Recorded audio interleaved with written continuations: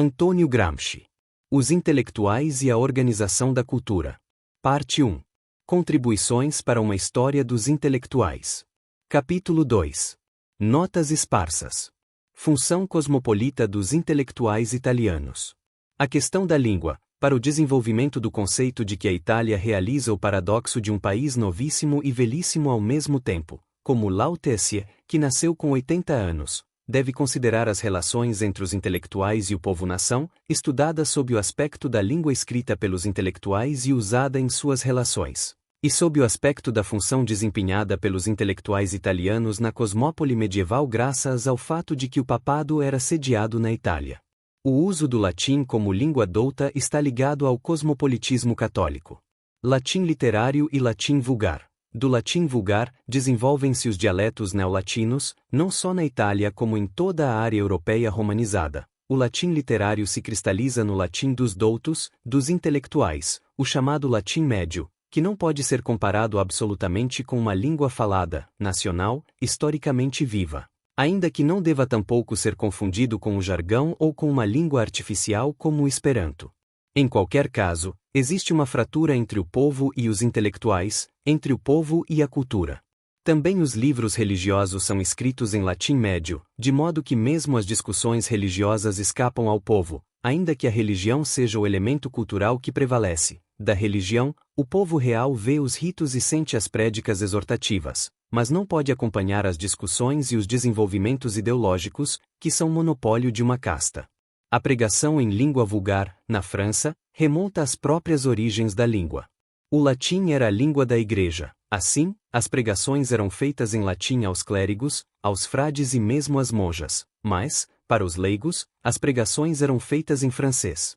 Desde o século IX, os concílios de Tours e de Reims ordenaram aos padres que instruíssem o povo na língua do povo, o que era necessário para que fossem entendidos. No século XII, houve uma pregação em vulgar ativa, viva e poderosa, que arrastava grandes e pequenos para a cruzada, enchia os mosteiros, lançava de joelhos e nos excessos da penitência cidades inteiras. Do alto de seus púlpitos, nas praças e nos campos, os pregadores eram os dirigentes públicos da consciência dos homens e da multidão. Tudo e todos passavam pela sua áspera censura e pelas abertas recriminações das mulheres. Nenhuma parte secreta ou visível da corrupção do século desconcertava a audácia de seu pensamento ou de sua língua. As línguas vulgares são escritas quando o povo ganha importância. O juramento de Estrasburgo, após a Batalha de Fontenoy entre os sucessores de Carlos Magno, manteve-se porque os soldados não podiam jurar numa língua desconhecida sem com isso retirar a validade do juramento. Também na Itália, as primeiras marcas de língua vulgar são juramentos e prestações de testemunho do povo para estabelecer a propriedade de fundos de conventos, como em Montecassino. Pode-se dizer que, na Itália, de 600 da era cristã, quando se pode presumir que o povo não mais compreendesse o latim dos doutos, até 1250, quando começa o florescimento do vulgar, isto é, durante mais de 600 anos, o povo não compreendia os livros e não podia participar do mundo da cultura. O florescimento das comunas faz com que as línguas vulgares se desenvolvam, enquanto a hegemonia de Florença empresta unidade ao vulgar, criando uma língua vulgar ilustre. Mas o que é essa língua vulgar ilustre? É o florentino elaborado pelos intelectuais da velha tradição. É florentino em vocabulário e também em fonética, mas é um latim em sintaxe. Além disso, a vitória do vulgar sobre o latim não era fácil. Os doutos italianos, à exceção dos poetas e dos artistas em geral, escreviam para a Europa cristã e não para a Itália. Eram uma concentração de intelectuais cosmopolitas e não nacionais. A queda das comunas e o advento do principado, a criação de uma casta de governo destacada do povo, cristalizam essa língua vulgar, do mesmo modo que se havia cristalizado o latim literário. O italiano volta a ser uma língua escrita e não falada, dos doutos e não da nação. Existem na Itália duas línguas doutas, o latim e o italiano, e este último termina por preponderar e por triunfar completamente no século XIX, com a separação entre os intelectuais laicos e os eclesiásticos. Os eclesiásticos continuam ainda hoje a escrever livros em latim, mas hoje inclusive o Vaticano usa cada vez mais o italiano quando trata de coisas italianas, e assim terminará por fazer em relação aos outros países, em concordância com a sua atual política das nacionalidades. Deve-se fixar, ao que me parece, o seguinte ponto: a cristalização do vulgar ilustre não pode ser separada da tradição do latim médio e representa um fenômeno análogo. Após um breve parêntese de liberdades comunais, no qual ocorreu um florescimento de intelectuais saídos das classes populares, burguesas, houve uma reabsorção da função intelectual na casta tradicional, onde os elementos singulares são de origem popular, mas o caráter de casta prevalece neles sobre suas origens. Em suma, não se trata de um extrato da população que, chegando ao poder, cria seus intelectuais, o que ocorrerá no século XIV, mas de um organismo tradicionalmente selecionado, que assimila aos seus quadros indivíduos singulares. O típico exemplo disso é dado pela organização eclesiástica. Numa análise completa, devem-se levar em conta outros elementos. Acredito que, no que toca a muitas questões, a retórica nacional do século passado e os preconceitos por ela encarnados não permitiram que se fizessem nem mesmo as investigações preliminares. Por exemplo, qual foi a área exata da difusão do toscano? Em Veneza, a meu ver, introduziu-se o italiano elaborado pelos doutos de acordo com o esquema latino, sem que o florentino originário tenha realmente penetrado, no sentido de que os mercadores florentinos não fizeram ouvir a viva voz florentina, como em Roma e em Nápoles, por exemplo. A língua de governo continuou a ser o veneziano. O mesmo ocorreu com outros centros, como Gênova. Uma história da língua italiana, nesse sentido, ainda não existe. Aliás, a gramática histórica ainda não é isso. Para a língua francesa, existem histórias desse tipo. Parece-me que, entendida a língua como elemento da cultura, consequentemente, da história geral, e como manifestação preeminente da nacionalidade e da popularidade dos intelectuais, esse estudo não é nem ocioso nem puramente erudito. No que diz respeito ao latim médio, o estudo ganhou importância. Com base em pesquisas, sustenta-se que a teoria dos dois mundos separados, o do latim, dominado somente pelos doutos em decadência, e o do neolatino, que surge e se faz vivo, é preciso substituir a teoria da unidade latina e da continuidade perene da tradição clássica. Isso pode significar, tão somente, que a nova cultura neolatina sentia fortemente as influências da cultura anterior, mas não que tenha havido uma unidade popular e nacional de cultura. Talvez a expressão latim médio deva ser tomada no seu sentido literal, o latim que está no meio entre o clássico e o humanista, que assinala indubitavelmente um retorno ao clássico, ao passo que o latim do período intermediário tem características próprias, inconfundíveis.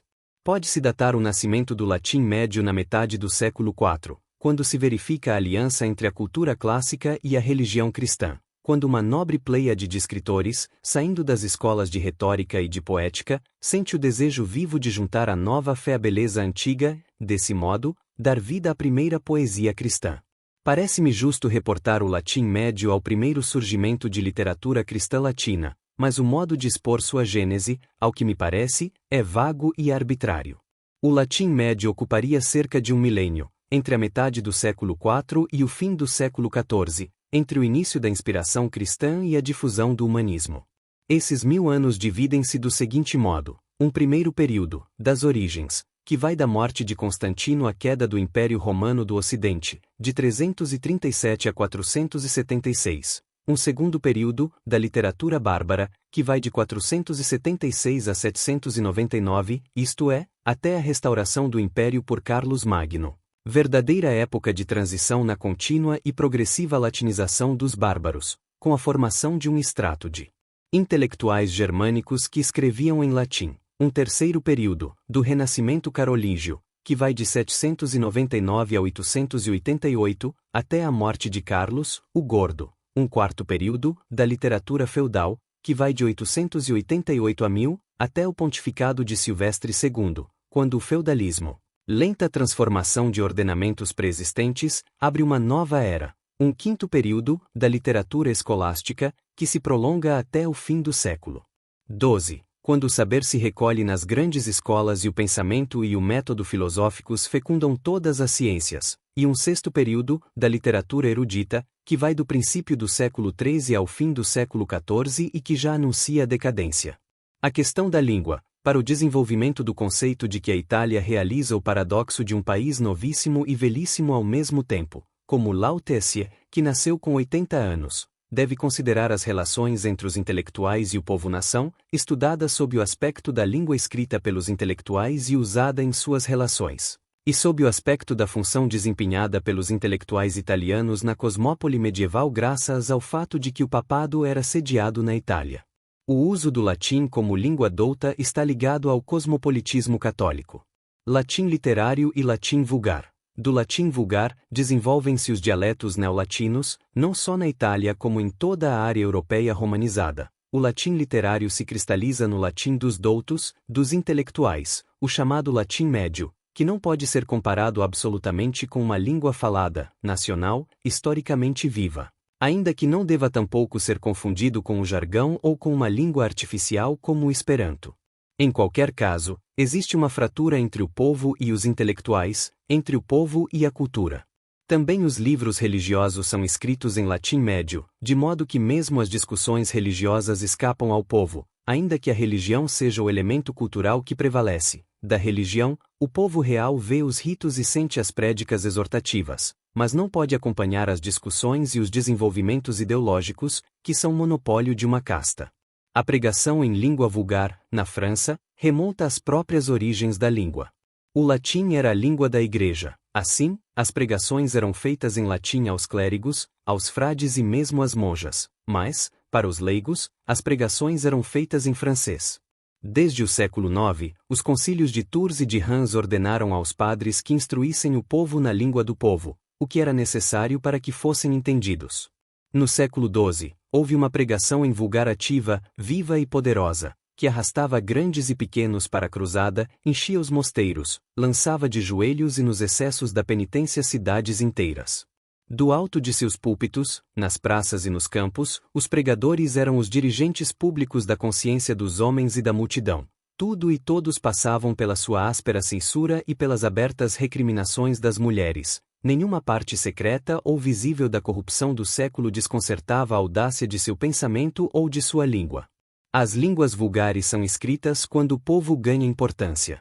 O juramento de Estrasburgo, após a Batalha de Fontenoy entre os sucessores de Carlos Magno, manteve-se porque os soldados não podiam jurar numa língua desconhecida sem com isso retirar a validade do juramento.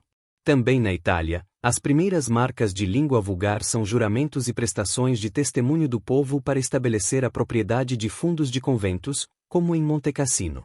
Pode-se dizer que, na Itália, de 600 da era cristã, quando se pode presumir que o povo não mais compreendesse o latim dos doutos, até 1250, quando começa o florescimento do vulgar, isto é, durante mais de 600 anos, o povo não compreendia os livros e não podia participar do mundo da cultura. O florescimento das comunas faz com que as línguas vulgares se desenvolvam, enquanto a hegemonia de Florença empresta unidade ao vulgar, criando uma língua vulgar ilustre. Mas o que é essa língua vulgar ilustre? É o florentino elaborado pelos intelectuais da velha tradição. É florentino em vocabulário e também em fonética, mas é um latim em sintaxe. Além disso, a vitória do vulgar sobre o latim não era fácil. Os doutos italianos, à exceção dos poetas e dos artistas em geral, escreviam para a Europa cristã e não para a Itália. Eram uma concentração de intelectuais cosmopolitas e não nacionais. A queda das comunas e o advento do principado, a criação de uma casta de governo destacada do povo, cristalizam essa língua vulgar, do mesmo modo que se havia cristalizado o latim literário. O italiano volta a ser uma língua escrita e não falada, dos doutos e não da nação. Existem na Itália duas línguas doutas, o latim e o italiano, e este último termina por preponderar e por triunfar completamente no século XIX, com a separação entre os intelectuais laicos e os eclesiásticos. Os eclesiásticos continuam ainda hoje a escrever livros em latim, mas hoje inclusive o Vaticano usa cada vez mais o italiano quando trata de coisas italianas, e assim terminará por fazer em relação aos outros países, em concordância com a sua atual política das nacionalidades. Deve-se fixar, ao que me parece, o seguinte ponto: a cristalização do vulgar ilustre não pode ser separada da tradição do latim médio e representa um fenômeno análogo. Após um breve parêntese de liberdades comunais, no qual ocorreu um florescimento de intelectuais saídos das classes populares, burguesas, houve uma reabsorção da função intelectual na casta tradicional, onde os elementos singulares são de origem popular, mas o caráter de casta prevalece neles sobre suas origens. Em suma, não se trata de um extrato da população que, chegando ao poder, cria seus intelectuais, o que ocorrerá no século XIV, mas de um organismo tradicionalmente selecionado, que assimila aos seus quadros indivíduos singulares. O típico exemplo disso é dado pela organização eclesiástica. Numa análise completa, devem-se levar em conta outros elementos. Acredito que, no que toca a muitas questões, a retórica nacional do século passado e os preconceitos por ela encarnados não permitiram que se fizessem nem mesmo as investigações preliminares. Por exemplo, qual foi a área exata da difusão do toscano? Em Veneza, a meu ver, introduziu-se o italiano elaborado pelos doutos de acordo com o esquema latino, sem que o florentino originário tenha realmente penetrado, no sentido de que os mercadores florentinos não fizeram ouvir a viva voz florentina, como em Roma e em Nápoles, por exemplo. A língua de governo continuou a ser o veneziano. O mesmo ocorreu com outros centros, como Gênova. Uma história da língua italiana, nesse sentido, ainda não existe. Aliás, a gramática histórica ainda não é isso. Para a língua francesa, existem histórias desse tipo. Parece-me que, entendida a língua como elemento da cultura, consequentemente, da história geral, e como manifestação preeminente da nacionalidade e da popularidade dos intelectuais, esse estudo não é nem ocioso nem puramente erudito. No que diz respeito ao latim médio, o estudo ganhou importância. Com base em pesquisas, sustenta-se que a teoria dos dois mundos separados, o do latim, dominado somente pelos doutos em decadência, e o do neolatino, que surge e se faz vivo, é preciso substituir a teoria da unidade latina e da continuidade perene da tradição clássica. Isso pode significar, tão somente, que a nova cultura neolatina sentia fortemente as influências da cultura anterior, mas não que tenha havido uma unidade popular e nacional de cultura. Talvez a expressão latim médio deva ser tomada no seu sentido literal, o latim que está no meio entre o clássico e o humanista, que assinala indubitavelmente um retorno ao clássico, ao passo que o latim do período intermediário tem características próprias, inconfundíveis. Pode-se datar o nascimento do latim médio na metade do século IV, quando se verifica a aliança entre a cultura clássica e a religião cristã, quando uma nobre pleiade de escritores, saindo das escolas de retórica e de poética, sente o desejo vivo de juntar a nova fé à beleza antiga, desse modo, dar vida à primeira poesia cristã. Parece-me justo reportar o latim médio ao primeiro surgimento de literatura cristã latina, mas o modo de expor sua gênese, ao que me parece, é vago e arbitrário.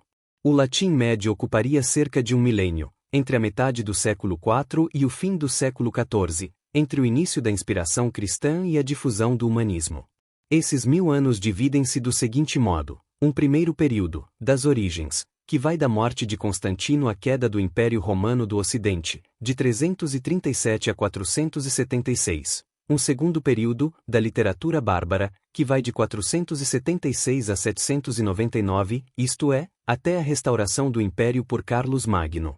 Verdadeira época de transição na contínua e progressiva latinização dos bárbaros, com a formação de um extrato de intelectuais germânicos que escreviam em latim. Um terceiro período, do Renascimento Carolíngio, que vai de 799 a 888, até a morte de Carlos, o Gordo. Um quarto período, da literatura feudal, que vai de 888 a 1000, até o pontificado de Silvestre II, quando o feudalismo, lenta transformação de ordenamentos preexistentes, abre uma nova era. Um quinto período, da literatura escolástica, que se prolonga até o fim do século XII. Quando o saber se recolhe nas grandes escolas e o pensamento e o método filosóficos fecundam todas as ciências, e um sexto período, da literatura erudita, que vai do princípio do século XIII ao fim do século XIV e que já anuncia a decadência.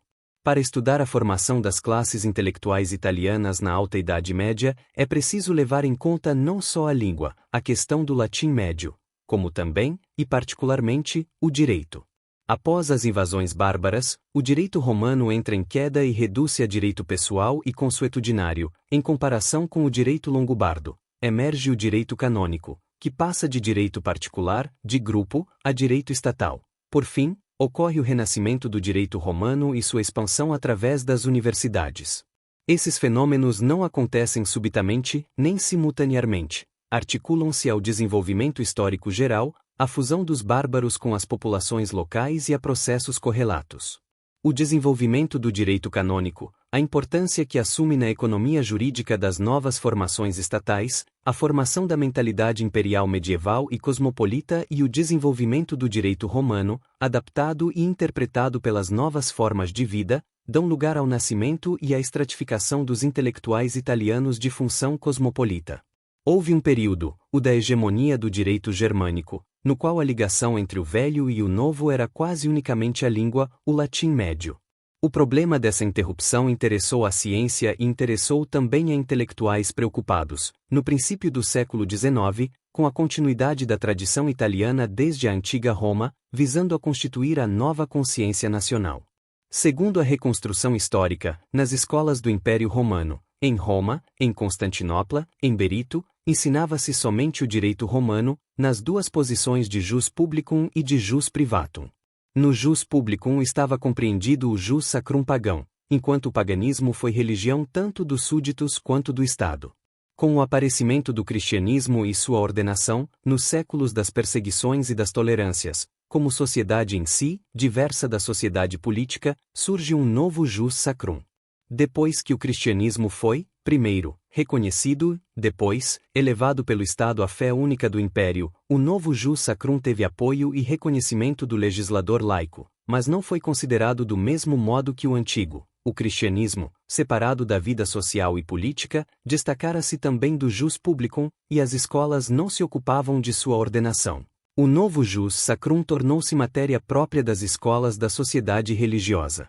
Esse fato é importante na história do Estado romano e pleno de graves consequências, pois inicia um dualismo de poder que se desenvolverá na Idade Média.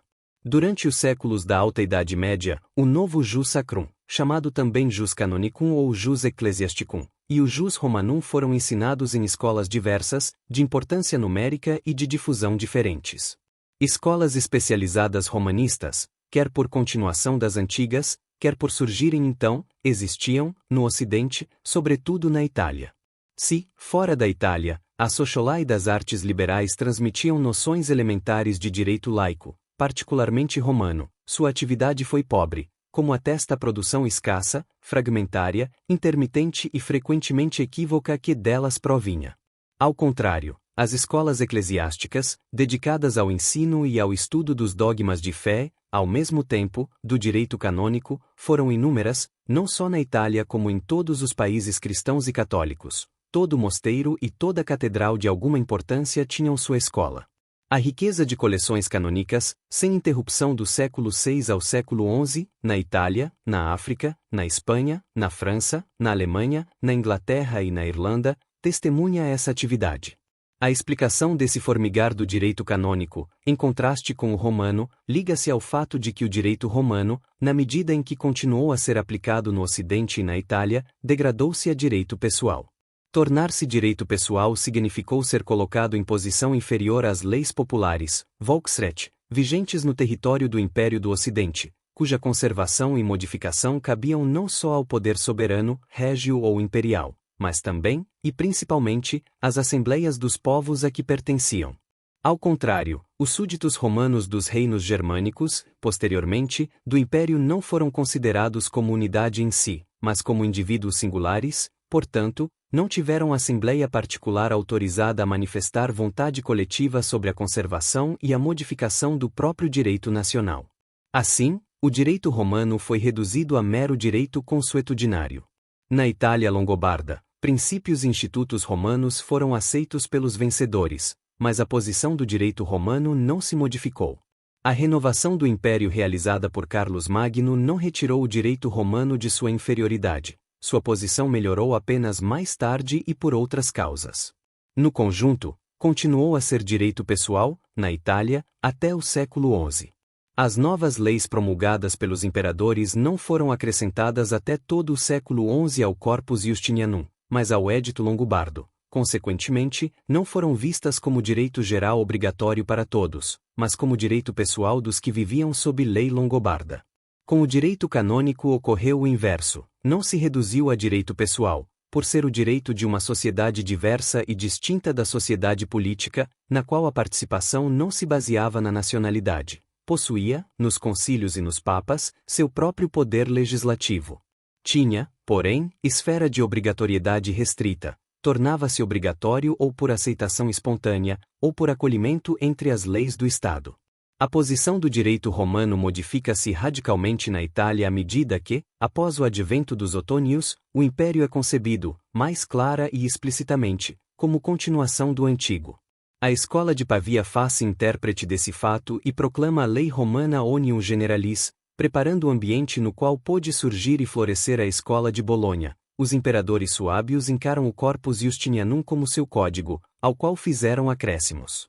Essa reafirmação do direito romano liga-se ao reflorescer, após o século XI, da vida econômica, da indústria, do comércio e do tráfego marítimo. O direito germânico não se prestava a regular juridicamente a nova matéria e as novas relações. Também o direito canônico se transforma depois do século XI. Com os carolíngios aliados ao papado, concebe-se a monarquia universal abarcando toda a humanidade, dirigida pelo imperador no plano temporal e pelo papa no espiritual. Essa concepção, entretanto, não delimitava a priori o campo submetido a cada poder, deixando ao imperador larga margem de intervenção nos negócios eclesiásticos. Quando as finalidades do império, já sob os carolíngios e cada vez mais depois, mostraram-se em discordância com as da Igreja, e quando o Estado revelou a tendência de absorver a hierarquia eclesiástica, começou a luta que termina, no princípio do século XII, com a vitória do papado.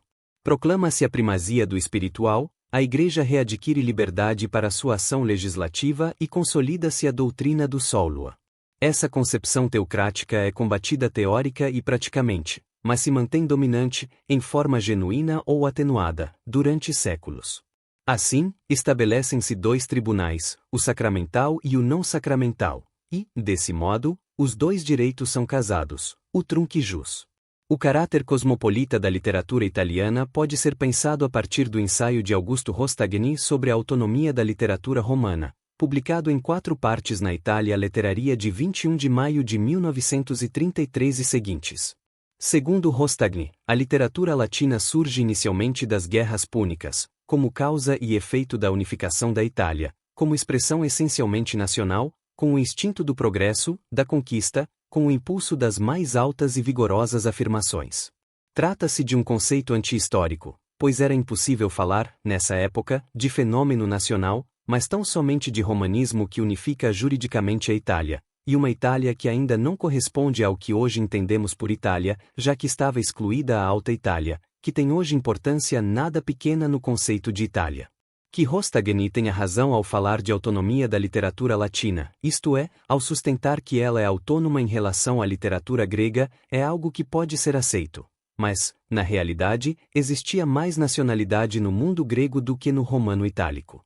Ademais, mesmo que se admita terem as primeiras guerras púnicas modificado algo nas relações entre Roma e a Itália, bem como ter se verificado uma maior unidade, inclusive territorial, isso não altera o fato de que esse período seja muito breve e tenha escassa importância literária. A literatura latina floresce após César, com o Império, isto é, precisamente quando a função da Itália torna-se cosmopolita, quando não mais se coloca o problema da relação entre Roma e a Itália, mas entre Roma, Itália e o Império. Não se pode falar de nacional sem territorial. Em nenhum desses períodos, o elemento territorial teve uma importância que não fosse meramente jurídico-militar, isto é, estatal no sentido governamental, sem conteúdo ético-passional. A investigação da formação histórica dos intelectuais italianos, assim, leva a que nos reportemos até a época do Império Romano, quando a Itália, por ter Roma em seu território, torna-se o cadinho das classes cultas de todos os territórios imperiais. O pessoal dirigente torna-se cada vez mais imperial e cada vez menos latino, torna-se cosmopolita. Mesmo os imperadores não são latinos e assim por diante. Há, portanto, uma linha unitária no desenvolvimento das classes intelectuais italianas, que operam no território italiano, mas essa linha de desenvolvimento não é absolutamente nacional.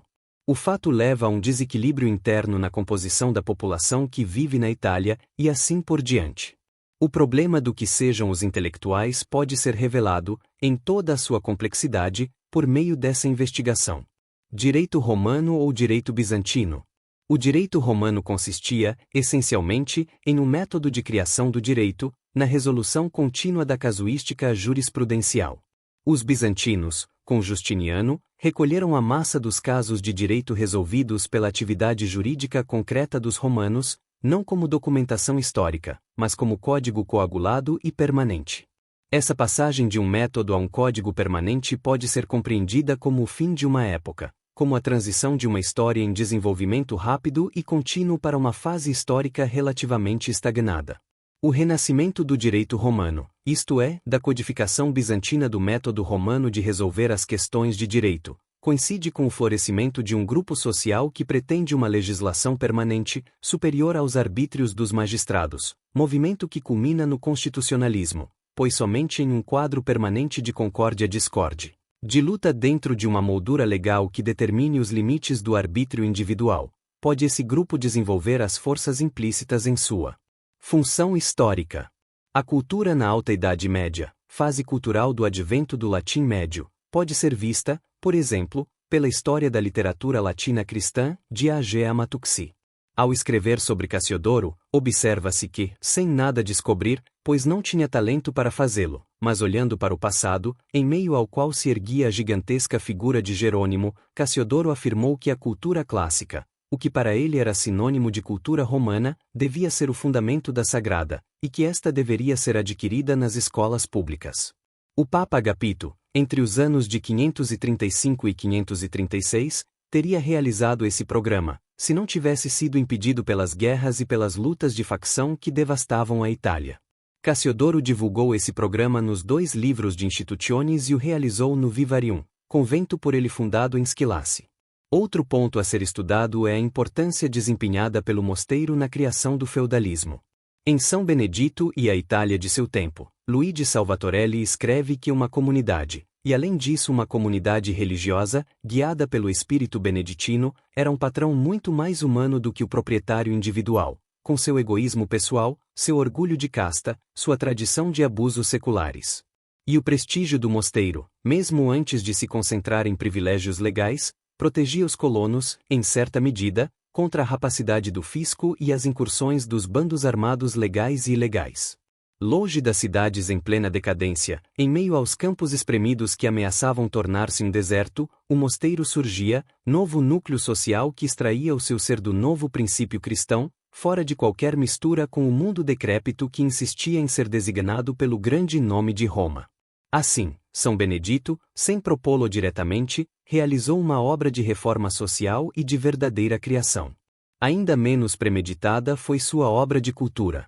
Nessa passagem de Salvatorelli, parecem estar presentes todos, ou quase todos, os elementos fundamentais, negativos e positivos, para explicar historicamente o feudalismo. Menos importante, para a presente investigação, é a questão da importância de São Benedito e de Cassiodoro na inovação cultural desse período. Sobre essa conexão de problemas, além de Salvatorelli, deve-se considerar o perfil de Filippo Ermini, Benedito de Nórcia, com bibliografia sobre o assunto.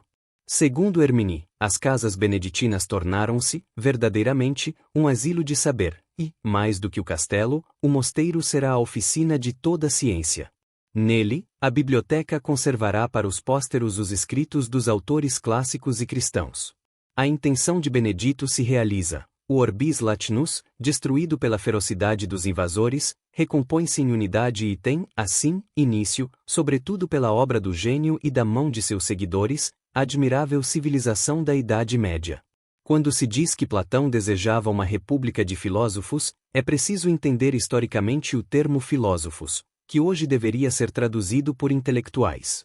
Naturalmente, Platão referia-se aos grandes intelectuais, tipo de intelectual de seu tempo, e concedia importância ao conteúdo específico dessa intelectualidade, que poderíamos chamar, concretamente, de religiosidade. Os intelectuais de governo eram aqueles mais próximos da religião, cuja atividade tinha um caráter de religiosidade, entendida no sentido geral da época e no sentido especial de Platão. E, por isso, uma atividade de certo modo social, de elevação e educação e direção intelectual, portanto, com função de hegemonia da polis.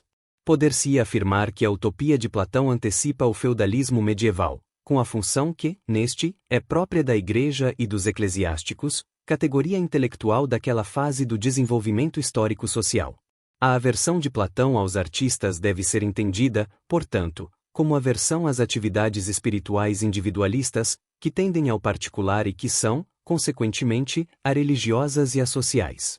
Quanto à origem dos centros de cultura medieval, estudos como os de Monsenhor Francesco Lanzoni, em As Dioceses da Itália, desde as origens até o princípio do século VII, fornecem uma base para entender como se formaram os agrupamentos culturais e religiosos durante a queda do Império Romano e o início da Idade Média.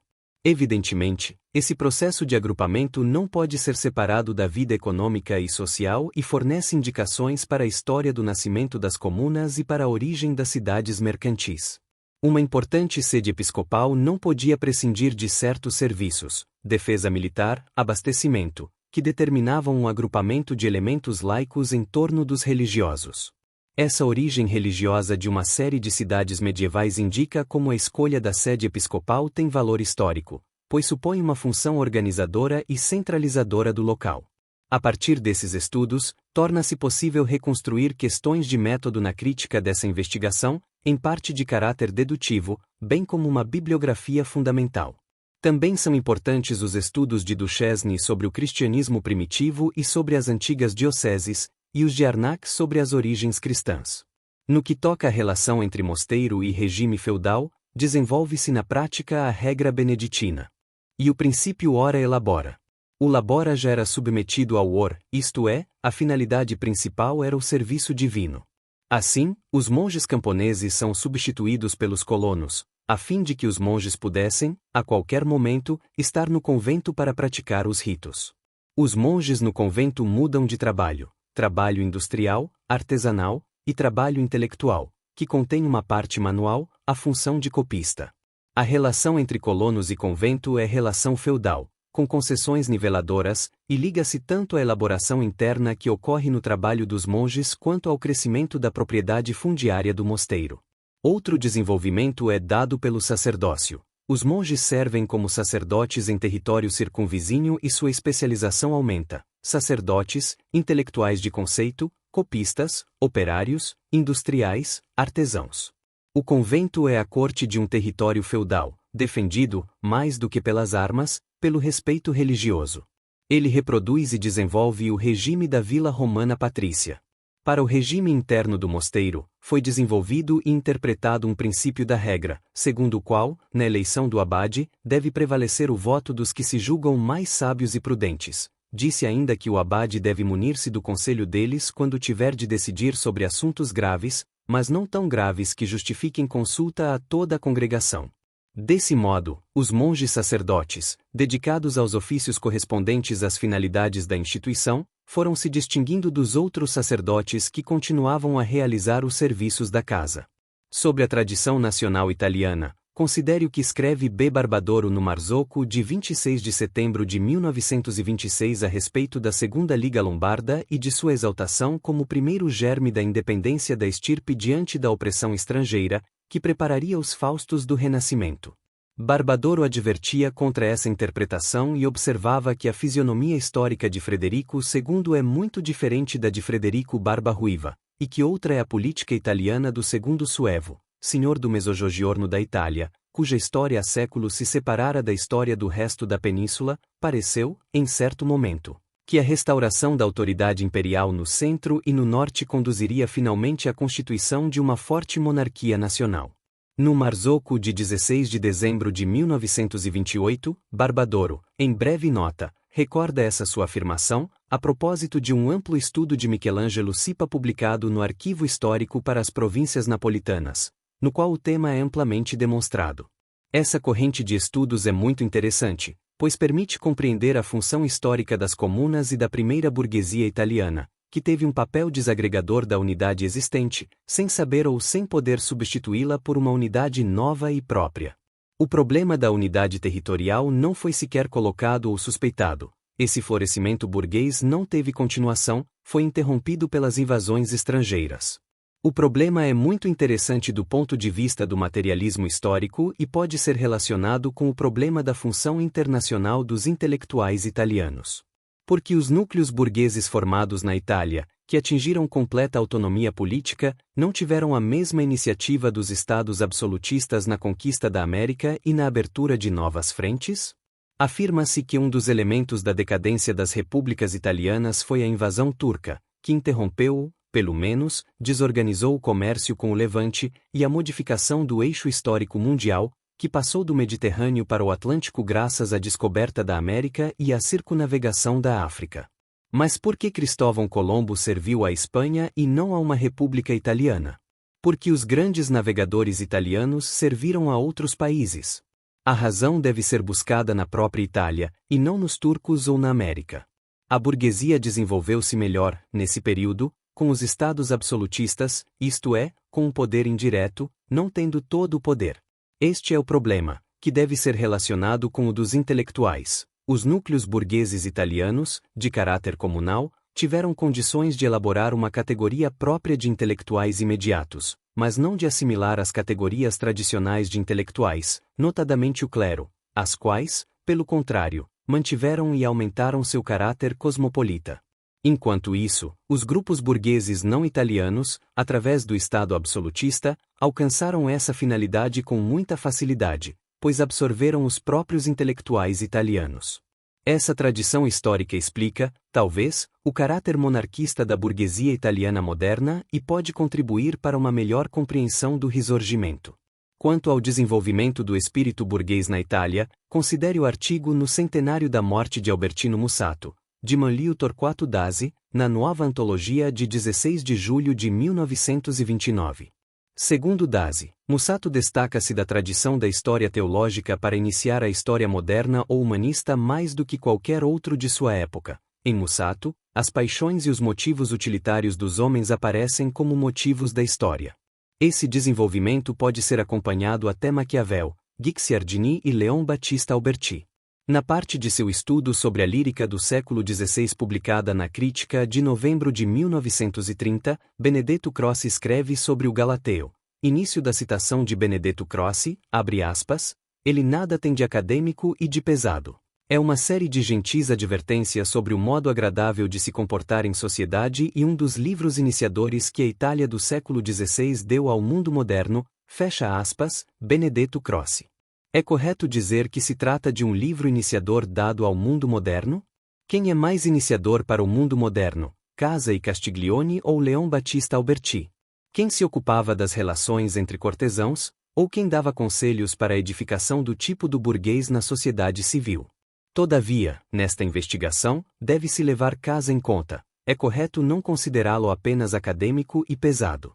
Casa escreveu outras pequenas obras políticas, orações, além disso, um tratado em latim, De officiis interpotentes et tenuiorem amicitias, a respeito da relação existente entre amigos poderosos inferiores, entre os que, impelidos pela necessidade de viver e de crescer, passam a servir como cortesãos e os que empregam estes, relação que se julga, tal como é, de caráter utilitário e que não se pretende converter em ligação regulada por uma lei de justiça, mas que deve ser aceita por ambas as partes, tentando-se introduzir nela lume de bondade mediante a explicação, a uns e a outros, da realidade de suas respectivas posições e do tato que elas requerem. A Contra-Reforma sufoca o desenvolvimento intelectual. Nesse desenvolvimento, podem distinguir-se duas correntes principais. Uma tem seu coroamento literário em Alberti, volta a atenção para o que é particular, para o burguês como indivíduo que se desenvolve na sociedade civil e que não concebe sociedade política além do âmbito de seu particular. Liga-se ao guelfismo, que poderia ser chamado de sindicalismo teórico medieval, é federalista sem centro federal. Para as questões intelectuais, confia na Igreja, que é o centro federal de fato, graças à sua hegemonia intelectual e também política. Deve-se estudar a constituição real das comunas, isto é, a atitude concreta que os representantes assumiam em face do governo comunal. O poder durava pouquíssimo, na maior parte das vezes, 2 meses, e, durante esse período, os membros do governo eram submetidos à clausura, sem mulheres. Tratava-se de pessoas muito vulgares, estimuladas pelos interesses imediatos de sua arte. A outra corrente tem seu coroamento em Maquiavel e na colocação do problema da Igreja como problema nacional negativo. A essa corrente pertence Dante, adversário da anarquia comunal e feudal, mas que busca para ela uma solução semi-medieval. De qualquer modo, coloca o problema da Igreja como problema internacional e salienta a necessidade de limitar-lhe o poder e a atividade. Essa corrente é gibelina em sentido lato. Dante é verdadeiramente uma transição, a afirmação de laicismo, mas ainda com linguagem medieval. Considere, a propósito, um testemunho sobre a nacionalidade de muitos artistas italianos do Renascimento. Início da citação de Polito Tabone, abre aspas, para Michelangelo, não existia senão a arte. Papas, príncipes, repúblicas, eram a mesma coisa, contanto que lhe dessem meios de trabalhar. Para o fazer, teria-se entregado ao grande turco, como ameaçou de certa feita. E nisso Cellini se aproximava dele, fecha aspas, Polito Tabone. E não apenas Cellini e Leonardo? Por que isso ocorre? E por que tais caracteres existiam sobretudo na Itália? Observe, na vida desses artistas, como se manifesta sua nacionalidade. E, em Maquiavel, o nacionalismo era suficientemente forte para superar o amor à arte pela arte? Uma investigação dessa natureza seria muito interessante. O problema do Estado italiano ocupava Maquiavel sobretudo como elemento nacional, ou como problema político interessante em si e para si, dada a sua dificuldade e a grande história passada da Itália? Registre-se, ainda, a publicação da coletânea completa das poesias provençais históricas relativas à Itália, em Roma, no ano de 1931, aos cuidados de Vincenzo de Bartolomaeis. Mauro Pala anuncia no Marzocco de 7 de fevereiro de 1932 que, de cerca de 2.600 poemas provençais que chegaram até nós, cerca de 400 fazem parte da história da Itália, ora porque tratam de assuntos italianos, ainda que de poetas que jamais estiveram na Itália, ora porque escritos por italianos. Desses 400, aproximadamente metade são puramente amorosos, os demais são históricos e oferecem, uns mais, outros menos, testemunhos úteis para reconstruir a vida e, em geral, a história italiana desde o fim do século XII até a metade do século XIV. Esses trovadores, provençais ou italianos, viviam nas cortes feudais da Itália setentrional, à sombra das pequenas senhorias ou nas comunas, participavam da vida e das lutas locais, defendiam os interesses deste ou daquele senhor, desta ou daquela comuna, com poesia de várias formas, ricas na lírica provençal. Poesias políticas, morais, satíricas, de cruzada, de lamentação, de conselho, canções, disputas e outras, que, aparecendo de vez em quando e circulando nos ambientes interessados, preenchiam a função hoje desempenhada pelo artigo de fundo dos jornais. Para a leitura do texto original, apresenta-se glossário das palavras mais difíceis, e dá-se, de cada trovador, breve notícia biográfica. Para a poesia provençal na Itália, convém considerar também o volume de Mário Casella, Trovadores da Itália. Quanto ao humanismo e renascimento, considere o estudo de Luigi Arrezio, Renascimento, Humanismo e Espírito Moderno, na Nuova Antologia de 19 de julho de 1930, a propósito do livro de G. Toffanin, que foi o Humanismo, publicado em Florença no ano de 1929, muito interessante para o assunto em pauta. Alguns pontos. Jacob Burckhardt e Voigt julgaram que o humanismo foi dirigido contra a Igreja. Pastor, em sua História dos Papas, relativa ao humanismo, nega que ele tenha sido, inicialmente, anti-eclesiástico. Para Toffanin, nem a irreligiosidade nem a nova religiosidade são a chave mestra do humanismo. Tampouco tem sentido falar do individualismo dos humanistas, dado que os presumíveis efeitos da revalorização da personalidade por obra de uma cultura seriam muito mais surpreendentes em época que, por sua vez, aumentou a distância entre o resto dos homens e os homens de gabinete. O traço verdadeiramente característico do humanismo é a paixão pelo mundo antigo, através da qual se tenta suplantar uma língua popular já consagrada pelo gênio mediante uma língua morta, inventa-se a ciência filológica, renova-se gosto e cultura, e o mundo pagão renasce. Toffanin sustenta que não se deve confundir o humanismo com o despertar progressivo ocorrido depois do século XI. O humanismo é fato essencialmente italiano, e a ele chegam, para se fazerem clássicos e cultos, a França e o resto do mundo. Em certo sentido, pode-se chamar de herética a civilização comunal do século XIII, que se manifesta numa irrupção de sentimentos e pensamentos refinadíssimos em formas plebeias, e, inicialmente, herético foi o impulso ao individualismo, ainda que, entre o povo, tenha havido menor consciência da heresia do que à primeira vista se possa crer. A literatura vulgar que irrompe do seio da civilização comunal e independentemente do classicismo é índice de uma sociedade na qual fermentou a levedura herética. levedura que, se enfraquecia nas massas o respeito às autoridades eclesiásticas, convertia-se, em pouco, em afronta aberta da romanidade, característica do período que decorre entre a Idade Média propriamente dita e o humanismo. Alguns intelectuais parecem conscientes dessa descontinuidade histórica, pretendem ser cultos sem ter lido Virgílio, isto é, sem os estudos liberais, cujo abandono geral justificaria, segundo Boccaccio, o uso do vulgar, e não do latim, na Divina Comédia. Guido Cavalcanti é o maior desses intelectuais. Em Dante, o amor pela língua plebeia, alimentado por um estudo de espírito comunal e virtualmente herético, deve contrastar com um conceito de sabedoria quase humanista. Caracteriza os humanistas a consciência de uma separação irremediável entre homem de cultura e massa. Imperam, para eles, ideais abstratos de poderio imperial e papal, enquanto real é sua fé na universalidade cultural e em suas razões. A Igreja favoreceu a separação entre cultura e povo iniciada. Com o retorno ao latim, considerando-a reação sadia a toda indisciplina mística. O humanismo, de Dante a antes de Maquiavel, é época que se mantém nitidamente para si, ao contrário do que muitos pensam, possui afinidade não superficial com a escolástica, por impulso comum antidemocrático e anti-herético. Desse modo, Toffanin nega que o humanismo disague, vivo, na Reforma, já que esta, com sua separação da romanidade, com a nova vitória rebelde dos idiomas vulgares e com muitas outras coisas, renova as orientações da cultura comunal, vigorosa heresia contra a qual surgira o humanismo. Com o fim do humanismo, nasce a heresia, e estão fora do humanismo Maquiavel, Erasmo, Lutero, Giordano Bruno, Descartes e Jansênio. Essas teses de Toffanin coincidem frequentemente com notas que já redigi em outros cadernos. Mas Toffanin se mantém sempre no campo cultural e literário e não relaciona o humanismo com os fatos econômicos e políticos que se desenvolviam na Itália no mesmo período, passagem aos principados e às senhorias, perda da iniciativa burguesa e transformação dos burgueses em proprietários territoriais. O humanismo foi um evento reacionário na cultura porque toda a sociedade italiana estava se tornando reacionária. Aresio busca fazer objeções a Toffanin, mas elas são tolices e superficialidades.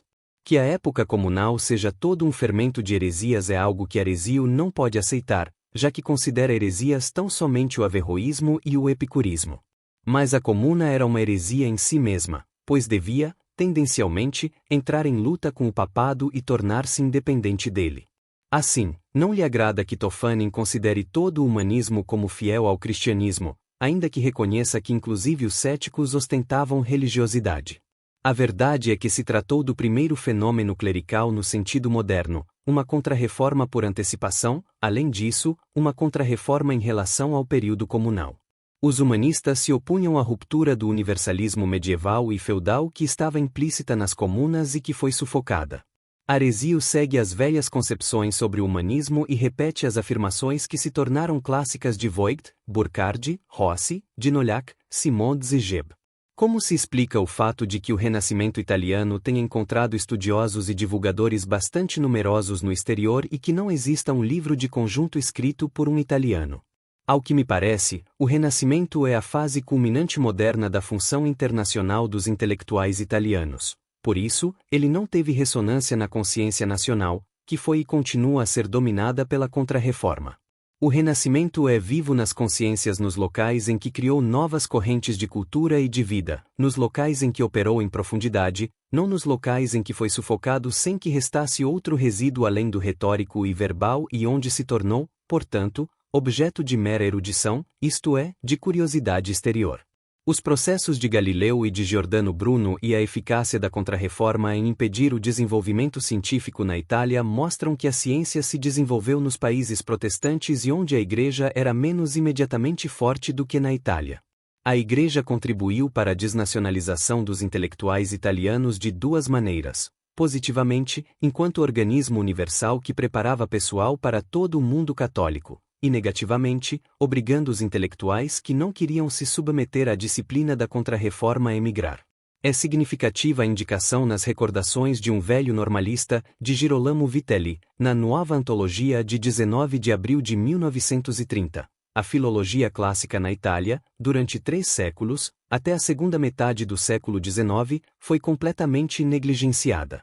Afirma-se que, quando se conhecer melhor a história desses estudos, saber-se-á também que do Renascimento em diante, após os italianos do século XV e mesmo até o fim do século XVI, com a última grande escola de Pierre Vettori, a hegemonia de tais estudos coube, sucessivamente, com tendências diversas, a franceses, holandeses, ingleses e alemães. Por que essa ausência dos italianos? Vitelli não a explica senão com o mercantilismo, mas quem mais mercantilistas do que holandeses e ingleses?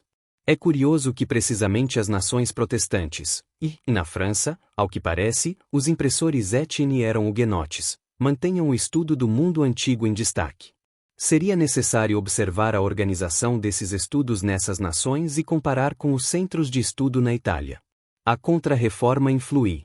No cosmopolitismo literário italiano do século XVIII, uma observação de Carlo Calcaterra, no artigo Nicolino e Algarotti, no Marzocco de 29 de maio de 1932, é elucidativa. Uma valorização equânime dos escritos de arte de Algarotti é frequentemente obstaculizada pela consideração de que ele foi o conselheiro e provedor de Augusto III da Saxonia nas aquisições para a Galeria de Dresden, pelo que é acusado de ter empobrecido a Itália em benefício de cortes estrangeiras. Mas é justo reconhecer que, no cosmopolitismo do século XVIII, a obra de difusão da arte italiana, enquanto beleza pertencente a toda a Europa, tem aspecto menos odioso do que aquele que facilmente se lhe atribui. O cosmopolitismo dos intelectuais italianos, contudo, deve ser aprofundado e especificado. Ele é exatamente similar ao cosmopolitismo de outros intelectuais nacionais? Para os italianos, o cosmopolitismo está em função de uma posição particular atribuída à Itália, diferente dos outros países, isto é, a Itália é concebida como complementar de todos os demais, produtora de beleza e de cultura para toda a Europa. Quanto ao clero e aos intelectuais, impõe-se a necessidade de um estudo orgânico sobre a história do clero como classe e casta. Tal estudo é indispensável como preparação e condição para toda investigação sobre a função da religião no desenvolvimento histórico e intelectual da humanidade, a situação jurídica e de fato da Igreja e do clero nos vários períodos e países, suas condições e funções econômicas, suas relações exatas com as classes dirigentes e com o Estado. Porque, em certo ponto, a maioria dos cardeais foi composta por italianos e os papas foram sempre escolhidos entre italianos. Esse fato possui importância no desenvolvimento intelectual nacional italiano e alguém poderia ver nisso a origem do Risorgimento. Ele se deveu, por certo, a necessidades internas da Igreja de defesa e de desenvolvimento de sua independência diante das grandes monarquias europeias, mas sua importância nos reflexos italianos não é diminuída por isso. Se, positivamente, pode-se dizer que o Risorgimento começa com o início das lutas entre Estado e Igreja, isto é, com a reivindicação de um poder governamental puramente laico, portanto, com o regalismo e o jurisdicionalismo, donde a importância de Giannone. Também é certo, negativamente, que as necessidades de defesa da independência levaram a Igreja a buscar na Itália, cada vez mais, a base de sua supremacia, bem como a buscar nos italianos o pessoal de seu aparelho organizativo. Essa luta assumiu caráter diverso nos diversos períodos históricos. Na fase moderna, é luta pela hegemonia na educação popular. Este é o traço mais característico, ao qual todos os outros se subordinam. Portanto, é luta entre duas categorias de intelectuais, luta para subordinar o clero, como típica categoria de intelectuais, as diretivas do Estado, isto é, da classe dominante, liberdade de ensino, organizações juvenis, organizações femininas, organizações profissionais. A partir daí desenvolveram-se as correntes neoguelfas do Risorgimento, através de fases diversas, mais ou menos atrasadas e primitivas, como a do anfedismo italiano. Essa questão interessa não somente a problemática dos intelectuais, como também a do Risorgimento e a das origens da ação católica italiana. No desenvolvimento de uma classe nacional, ao lado do processo de sua formação no terreno econômico, deve-se levar em conta o desenvolvimento paralelo nos terrenos ideológico, jurídico, religioso, intelectual e filosófico. Aliás, deve-se dizer que não existe desenvolvimento econômico sem esses outros desenvolvimentos paralelos. Mas cada movimento da tese leva ao movimento da antítese, portanto, a sínteses parciais e provisórias. O movimento de nacionalização da Igreja na Itália é imposto, não proposto. A Igreja se nacionaliza na Itália sob formas diversas das ocorridas na França com o galicanismo. Na Itália, a Igreja se nacionaliza de maneira italiana, pois deve, ao mesmo tempo, permanecer universal. Enquanto isso, nacionaliza-se o pessoal dirigente, e este vê cada vez mais o aspecto nacional da função histórica da Itália como sede do papado. Quanto à formação e difusão da nova burguesia na Itália, seria possível realizar uma pesquisa molecular nos escritos italianos da Idade Média para captar o processo de formação intelectual da burguesia, cujo desenvolvimento histórico culminará nas comunas, para sofrer posteriormente desagregação e dissolução. A mesma pesquisa poderia ser feita no período de 1750 a 1850, quando ocorre nova formação burguesa, que culmina no Risorgimento. Também aqui o modelo de Groetuisen, em Origens do Espírito Burguês na França, poderia servir, integrado pelos motivos peculiares à história social italiana. As concepções do mundo, do Estado e da vida contra as quais deve combater o espírito burguês na Itália não são similares às que existiam na França. Foscolo e Manzoni, em certo sentido, podem fornecer tipos italianos. Foscolo é o exaltador das glórias literárias e artísticas do passado, os sepulcros, os discursos civis. Sua concepção é essencialmente retórica, ainda que se deva observar que, em sua época, essa retórica tinha eficácia prática atual, portanto, era realista. Em Manzoni, encontramos novas tendências, mais estritamente burguesas, tecnicamente burguesas. Manzoni exalta o comércio e rebaixa a poesia, a retórica. Em Cartas a Fauriel, pergunta que perda seria maior para o mundo, ficar sem banqueiros ou sem poetas. Qual dessas duas profissões serve mais? Não digo ao bem-estar, mas à cultura da humanidade. Observa que põe os trabalhos de história e de economia política acima de uma literatura predominantemente ligeira. Sobre a qualidade da cultura italiana de então, faz declarações explícitas. A megalomania tradicional dos poetas lhe ofende. Nota que, então, perdiam todo o grande crédito que gozavam no passado. Recorda, repetidamente, que gostou da poesia quando era jovem. No Risorgimento, ocorreu o último reflexo da tendência histórica da burguesia italiana a manter-se nos limites do corporativismo. Não ter resolvido a questão agrária é a prova desse fato. Representantes dessa tendência são os moderados, tanto os neoguelfos. Neles, em Gioberti, revela-se o caráter universalista e papal dos intelectuais italianos, colocado como premissa do fato nacional, quanto os cavourianos, economistas práticos, ao modo do homem de Guicciardini, voltado somente para o seu particular. Daí o caráter da monarquia italiana. Mas as marcas do universalismo medieval existem também em Mazzini, determinando seu fracasso político. E isso porque, se ao neoguelfismo sucedeu, na corrente moderada, o cavourianismo, o universalismo mazziniano no Partido da Ação não foi superado praticamente por nenhuma formação política orgânica, permanecendo, pelo contrário, como fermento de sectarismo ideológico e, consequentemente, de dissolução. Gioberti tem importância decisiva na formação do caráter nacional moderno dos intelectuais italianos e sua função se coloca ao lado da de Foscolo. Em observações anteriores, destacou-se a solução formal dada por Gioberti ao problema nacional popular como conciliação de conservação e inovação, como classicidade nacional. Trata-se de solução formal não apenas do maior problema político-social, mas também dos problemas derivados, como o de uma literatura nacional popular.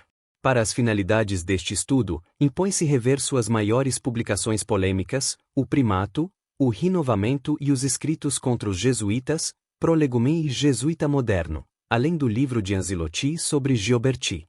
Quanto ao movimento socialista, é preciso considerar a eficácia alcançada pelo movimento operário na criação de importantes setores da classe dominante. A diferença entre o fenômeno italiano e o de outros países consiste, objetivamente, no seguinte. Enquanto, em outros lugares, o movimento operário e socialista elaborou personalidades políticas singulares que passaram para outra classe, na Itália, pelo contrário, elaborou grupos intelectuais inteiros, que realizaram essa passagem como grupos. A causa deve ser buscada na escassa aderência, na Itália, entre as classes altas e o povo. Na luta das gerações, os jovens se aproximam do povo. Nas crises de mudança, esses jovens retornam à sua classe. Foi o que ocorreu com os sindicalistas nacionalistas e com os fascistas. No fundo, trata-se do mesmo fenômeno geral do transformismo em condições diversas.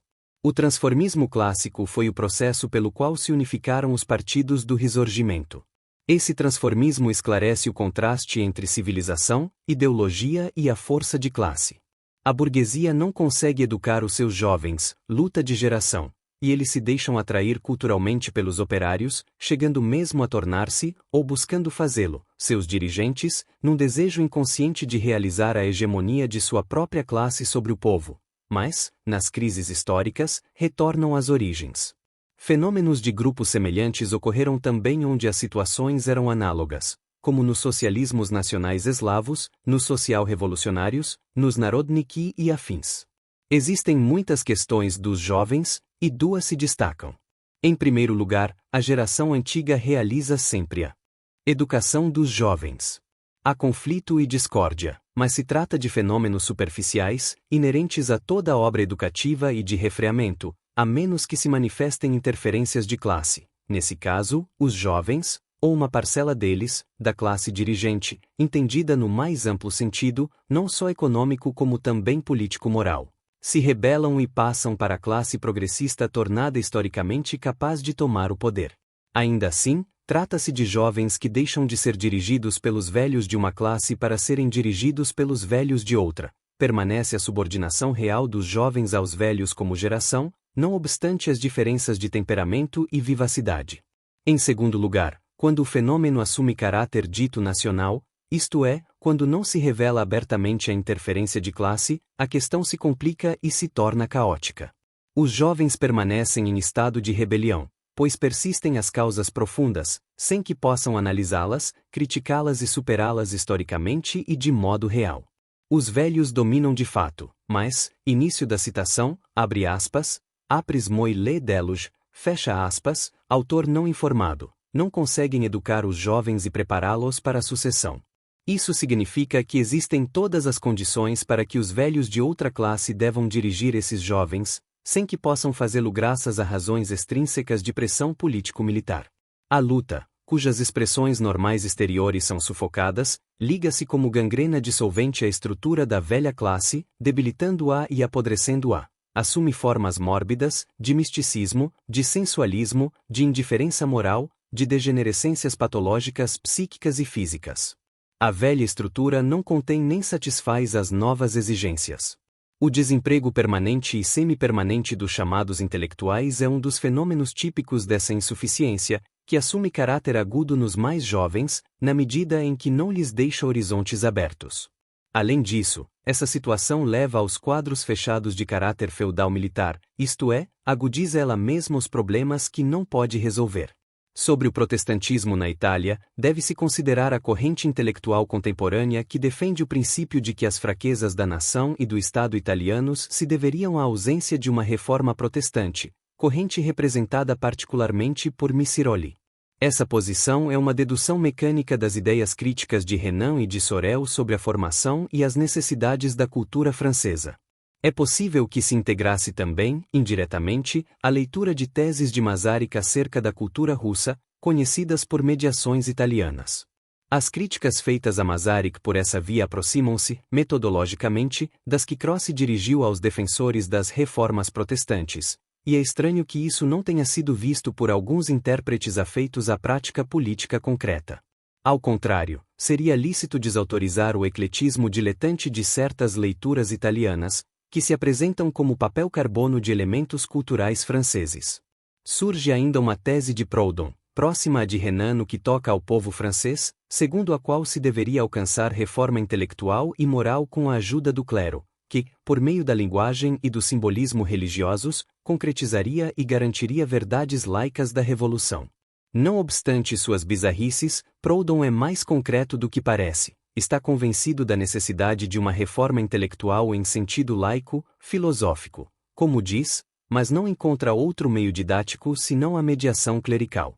Também para ele, o modelo é o protestante, isto é, a reforma intelectual e moral ocorrida na Alemanha, que desejaria reproduzir na França, porém com maior respeito à tradição histórica francesa contida na Revolução. Em Sorel, sua admiração por Renan e pelos alemães o leva, por vezes, a ver os problemas como puro intelectual abstrato. Esse problema do protestantismo não deve ser confundido com a questão política posta no Risorgimento, quando muitos liberais, os da perseverança, por exemplo, se serviram do espantalho protestante para pressionar o Papa sobre o poder temporal e Roma. Numa análise do problema religioso na Itália, deve-se distinguir, antes de tudo, duas ordens de fatos. A primeira, a real e efetiva, segundo a qual se verificam, nas massas populares, movimentos de reforma intelectual e moral, seja como passagem do catolicismo ortodoxo e jesuítico a formas mais liberais, seja como evasão do campo confessional rumo a uma concepção moderna do mundo. A segunda, as diversas atitudes dos grupos intelectuais diante de uma necessária reforma intelectual e moral. A corrente de Missiroli é a menos séria de todas, a mais oportunista e diletante, e a pessoa de seu corifeu a torna desprezível. Para cada ordem de fatos, é preciso distinguir várias épocas.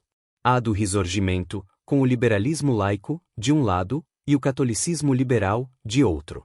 A que vai de 1870 a 1900, com o positivismo e o anticlericalismo maçônico e democrático. A que vai de 1900 até a guerra, com o modernismo e o filosofismo idealista.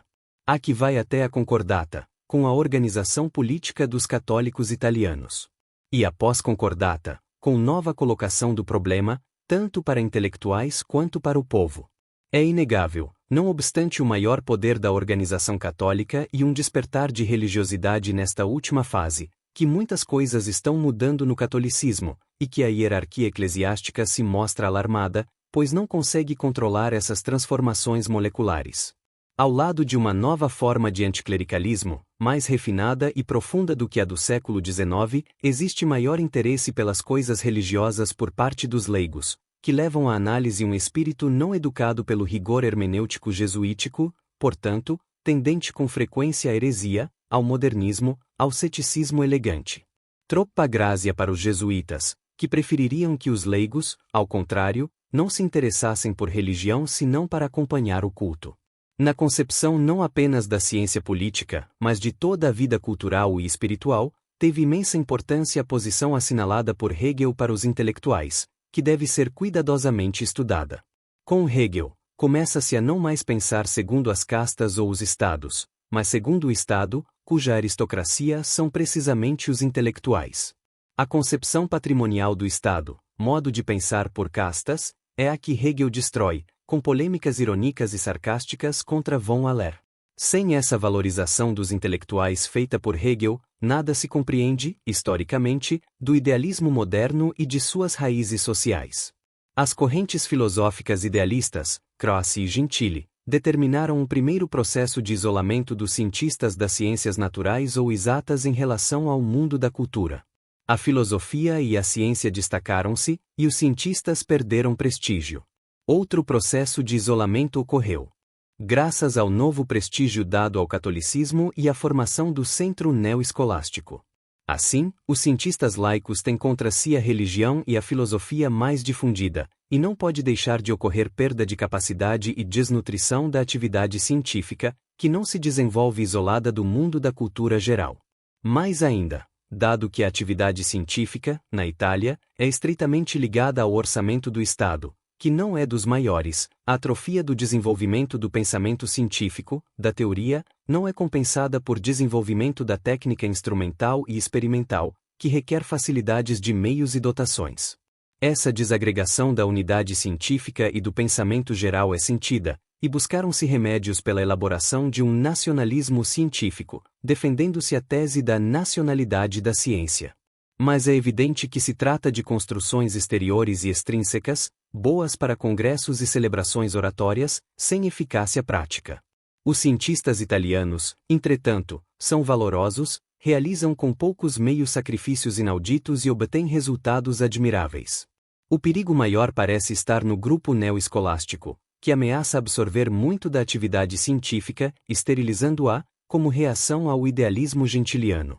Convém investigar a atividade organizadora do Conselho Nacional de Pesquisas e a eficácia que teve no sentido de desenvolver a atividade científica e tecnológica, bem como a das seções científicas da Academia da Itália. Quanto ao centralismo nacional e burocrático, recorde-se o fechamento das associações regionais ocorrido em agosto de 1932 e verifiquem-se as reações que isso suscitou à época. Afirmou-se que se tratava de movimento da consciência nacional cada vez mais sólida. A ilação é justificada? Compare-se com a centralização na França após a Revolução, particularmente com Napoleão. A diferença é evidente. Na França, houve movimento nacional unitário, do qual a centralização foi expressão burocrática. Na Itália, não ocorreu o mesmo processo nacional. Ao contrário, a burocracia centralizada visou obstaculizá-lo. Seria interessante observar as forças unitárias que se formaram, no pós-guerra, ao lado da burocracia tradicional, e notar que, ainda que relativamente numerosas, não possuem caráter de homogeneidade e sistematicidade permanente, pois são de tipo burocrático, burocracia sindical, partidária, do poder e outras. Sentimento nacional, e não popular nacional, isto é, um sentimento puramente subjetivo, não ligado à realidade, a fatores, a instituições objetivas. Trata-se ainda, por isso, de um sentimento de intelectuais, que sentem a continuidade de sua categoria e de sua história, única categoria que teve uma história ininterrupta. Um elemento objetivo é a língua, mas, na Itália, ela se alimenta pouco, em seu desenvolvimento, da língua popular que não existe, exceto na Toscana, ao passo que existem os dialetos. Outro elemento é a cultura, mas ela é muito restrita e possui caráter de casta. As camadas intelectuais são pequeníssimas e estreitas. Os partidos políticos eram pouco sólidos e não tinham vitalidade permanente, atuando apenas no período eleitoral. Os jornais coincidiam com os partidos de modo apenas débil e eram pouco lidos. A Igreja era o elemento popular nacional mais válido e amplo, mas a luta entre Igreja e Estado fazia dela um elemento mais de desagregação do que de unidade. Hoje, as coisas não se modificaram muito pelo fato de ter se modificado toda a colocação do problema moral popular. A monarquia, o parlamento, a universidade e a escola, a cidade, as organizações privadas como a maçonaria, a universidade popular, o exército, os sindicatos operários, a ciência, que, para o povo, se faz sentir na figura dos médicos, dos veterinários, das cátedras ambulantes e dos hospitais, bem como o teatro e o livro, compõem o quadro institucional dessa vida nacional, mas sem resolver a distância entre o sentimento nacional e uma verdadeira realidade popular nacional. Existe um racismo na Itália? As tentativas foram muitas, mas todas de caráter literário e abstrato. Desse ponto de vista, a Itália se diferencia da Alemanha, ainda que existam, entre os dois países, semelhanças extrínsecas interessantes. A primeira, a tradição localista, portanto, a tardia obtenção da unidade nacional e estatal, é semelhança extrínseca porque o regionalismo italiano teve origens diversas das do alemão. Na Itália, contribuíram dois elementos principais: o renascimento das raças locais após a queda do Império Romano e as invasões bárbaras primeiro, as dominações estrangeiras depois. Na Alemanha, as relações internacionais influíram, mas não com a ocupação direta de estrangeiros. A segunda, o universalismo medieval influiu mais na Itália do que na Alemanha, onde o Império e o laicismo triunfaram muito antes do que na Itália, isto é, durante a Reforma. A terceira, o domínio, nos tempos modernos, das classes proprietárias rurais, mas com relações muito diversas. O alemão sente mais a raça do que o italiano. O racismo, enquanto retorno histórico ao romanismo, é pouco sentido fora da literatura. Trata-se de exaltação genérica da estirpe. É estranho que seja Kurt Erich Zuckert quem defenda hoje o racismo, com a Itália bárbara arqui-italiana e o suprarregionalismo. Trata-se de um nome evidentemente racista e suprarregionalista. Convém recordar, durante a guerra, Arturo Foà e suas exaltações da estirpe itálica, tão congruentes quanto em Zuckert. Quanto à ideologia romana, observe-se a nota de Homodeu. Início da citação de Homodeu, abre aspas, Bulo, busca confortar-se na luminosa atmosfera de Roma, inebriando-se com aquela poesia da urbe que Goethe difundiu entre os alemães, e que é tão diferente da retórica romana, filha em grande parte das escolas jesuíticas e corrente entre nós, fecha aspas, Homodeu. Deve-se notar que, nos sepulcros de Foscolo, nos quais estão contidos, não obstante, tantos motivos da mentalidade e da ideologia do intelectual italiano dos séculos XIX e XX, Roma antiga tem lugar mínimo e quase nulo. O próprio primato, de Gioberti, é talvez de origem jesuítica, ainda que Gioberti tenha sido anti-jesuítico. Registrem-se as diversas reações, e o diverso caráter delas, à ideologia ligada à tradição de Roma. O futurismo foi, na Itália, uma forma dessa reação, enquanto oposição à retórica tradicional e acadêmica, estreitamente ligada à tradição de Roma, a terra dos mortos, de Giuste, com o verso éramos grandes e lá não haviam nascido. E tudo que no mundo é civilizado, grande, Augusto, ele é romano ainda. De Carducci, dependem dos sepulcros de Foscolo. Enquanto momento moderno dessa retórica. Essa reação tem vários aspectos, além de diversas características.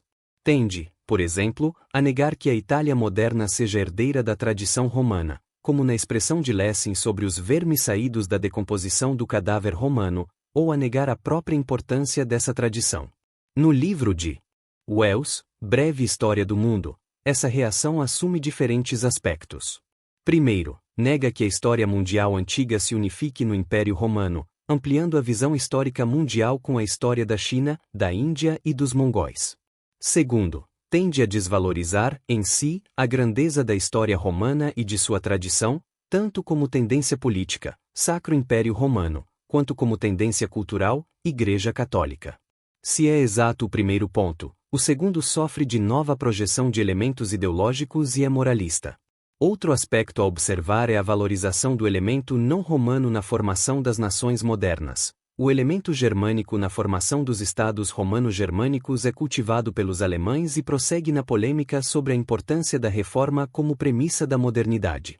Porém, na formação dos estados romano-germânicos, além do elemento romano e do germânico, existe um terceiro e talvez mesmo um quarto elemento. Na França, além do elemento romano e do elemento franco, existe o elemento céltico, dado pela autóctone população gálica. Na Espanha, existe ainda o elemento árabe, com sua influência científica na Idade Média. A respeito do elemento gálico na formação da civilização francesa, houve sempre toda uma literatura, de caráter misto histórico e popular.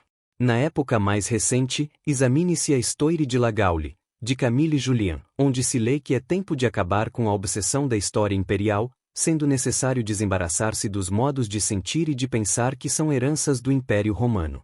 Esse tipo de reação, contudo, frequentemente substitui preconceitos por outros, como a celtomania, e não raro ganha roupagem política. O assunto deveria ser estudado de modo despreconcebido. Que coisa permanece até hoje, de próprio e inconfundível, da tradição romana? Muito pouco, concretamente. A atividade mais especificamente moderna é a econômica, teórica e prática, bem como a científica. Delas nada continua o mundo romano. Mesmo no campo do direito, é preciso medir a relação exata entre o romanismo e as contribuições do germanismo e das tradições anglo-saxônicas mais recentes, e delimitar a área geográfica na qual o direito romano teve maior difusão. Note-se, ainda, que, na forma sob a qual se tornou tradicional, o direito romano foi elaborado em Constantinopla após a queda de Roma. Quanto à tradição estatal romana, é verdade que a Itália, enquanto tal, não lhe deu continuidade. Convém acompanhar as publicações de Ezio Levi sobre o arabismo espanhol e sobre sua importância para a civilização moderna. Para o diverso peso que exerce a grande propriedade na Sicília e na Sardenha, portanto, para a diversa posição relativa dos intelectuais, o que explica o caráter diverso dos movimentos político-culturais, valem as seguintes cifras. Na Sardenha, apenas 18% do território pertence a entidades públicas, o resto é propriedade privada. Da área cultivável, 50% compreende propriedades inferiores a 10 hectares, e apenas 4% possui mais de 200 hectares.